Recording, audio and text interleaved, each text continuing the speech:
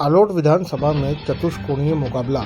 आलोट, आपको बता दें कि आलोट विधानसभा के भाजपा प्रत्याशी चिंतामण मालवीय ने बड़ौदा मंडल में कार्यक्रम आयोजित किया, जिसमें उन्होंने कार्यकर्ताओं से मुलाकात की। वहीं आपको बता दें कि कार्यकर्ताओं ने जोरदार चिंतामण मालवीय का स्वागत सम्मान किया। चिंतामण मालवीय ने निशाना साधते हुए प्रेमचंद गुड्डू के लिए क्या कुछ कहा, सुनिए उन्हीं की जुबानी इस खबर में।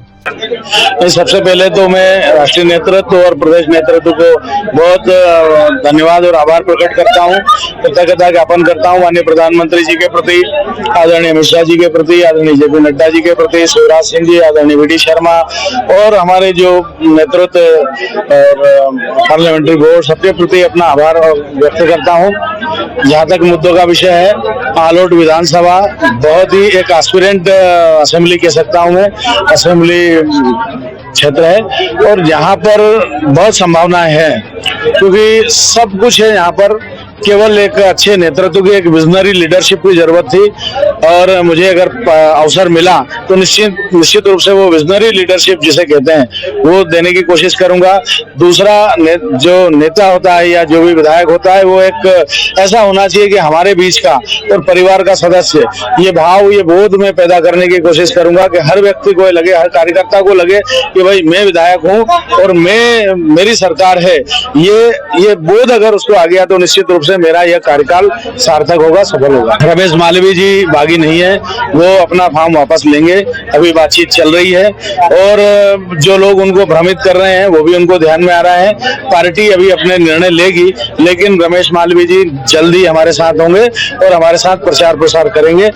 मैंने कोई विवादित बयान नहीं दिया, ना मैं राष्ट्रीय स्वयंसेवक संघ का शिक्षित कार्यकर्ता हूँ, एक स्वयंसेवक हूँ, समरसता का भाव रखता हूँ, मैं हिंदू एकता में विश्वास रखता हूँ, इसलिए मेरे मुंह से इस तरह की बातें निकल ही नहीं सकती। कुछ जोड़ तोड़ के इधर उधर की अगर की जाती है तो वो गलत है। जैसा कि अभी प्रेमचंद गुड्डू जी ने कल कहा है कि मध्य प्रदेश में त्रिशंकु सरकार बन रही है और निर्दलीय और उनकी बहुत महत्वपूर्ण भूमिका रहेगी, क्या लगता है आपको इस बारे में? वैसे गुड्डू जी को मेरी सलाह है कि वो अपने घर पे आराम करें और अपना जो शरीर है उसके प्रति दया करें, अपने जो दिल, गुर्दे और उनका जो भी है वो है उनके प्रति जो है उनको आराम दें और कष्ट करके, क्योंकि वो अपने जवानी के दिनों में कोई परिवर्तन नहीं कर पाए तो अब क्या कर पाएंगे, इसमें मुझे बहुत संदेह है। मैं तो उनके छोटे भाई के नाते उनको सलाह देता हूं कि वो घर जाकर के आराम करें और राजनीतिक तृष्णा और सत्ता की तृष्णा ये कभी खत्म नहीं होती है, ये फिर चलती रहती है। आप अपने उनको, क्योंकि उनके पास कोई विचारधारा नहीं है, उनके पास कोई विजन नहीं है, उनके पास कोई सपने नहीं है, उनके पास राष्ट्र और प्रदेश को लेकर के कोई विचार नहीं है, इवन आलोट और आलोट की जनता को लेकर के भी उनके पास कुछ नहीं है। इसलिए गुड्डू जी को तो मेरी यही सलाह है, छोटे भाई के नाते कि वो आराम करें। भाजपा की एक योजना है लाडली बहना योजना, इस योजना के अगेंस्ट कांग्रेस भी एक योजना नारी सम्मान योजना लेकर आई, क्या कहेंगे? देखिए वो केवल दिवा स्वप्न दिखा रही है कि हम ऐसा कर देंगे। भारतीय जनता पार्टी ने दिया है और वो बोल रही है देंगे, लेकिन इतिहास यदि हम देखें, उनकी सरकारों को देखें, उन्होंने जितनी कल्याणकारी और जनहितैषी योजनाएं थी उनको बंद करने का काम किया, एक भी योजना उन्होंने चालू नहीं की। इसलिए नाम बदल दें, ये कर दें, उनकी बातों पर कोई भरोसा नहीं कर सकता, क्योंकि जहां भी उन्होंने सरकार ऐसे झूठे वादे करके बनाई, दादू बना कहा है, जहाँ भी सरकार उन्होंने झूठे वादे करके बनाई वहाँ उसके गलत परिणाम आए हैं और अनिल जी उसके गलत परिणाम आए हैं।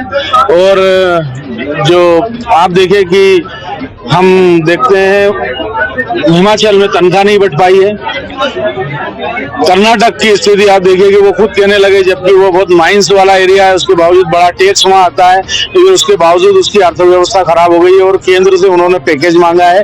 तो ये केवल सपने दिखाने का काम है।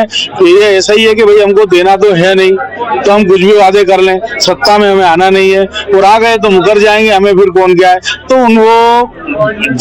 जब उन्होंने वादा किया था कि हम जो किसानों का कर्जा माफ करेंगे, आप देखिए राहुल गांधी जी नहीं आ रहे हैं। क्यों नहीं आ रहे हैं? क्योंकि उनकी पोल खुल गई, तो इसलिए अब प्रियंका जी को भेज दिया। भाई राहुल गांधी जी आकर के बोले वादे, लेकिन चूंकि एक आदमी ने ठग लिया, अब उनने अपनी बहन को मध्य प्रदेश की जनता को ठगने के लिए भेज दिया और जनता कांग्रेस पर विश्वास नहीं करेगी।